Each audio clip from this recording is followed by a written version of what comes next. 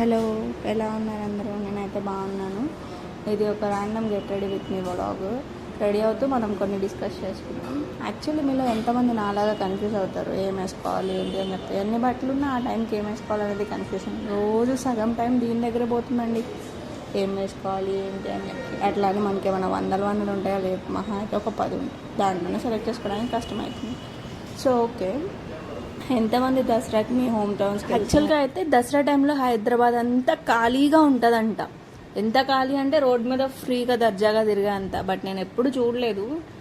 Last 2 years నుంచి కూడా దసరాకి ఎవ్రీ టైం నేను ఇంటికి వెళ్తాను. దసరాకి అండ్ సంక్రాంతికి మ్యాండటరీగా ఇంటికి వెళ్తాను ఎక్కడున్నా సరే.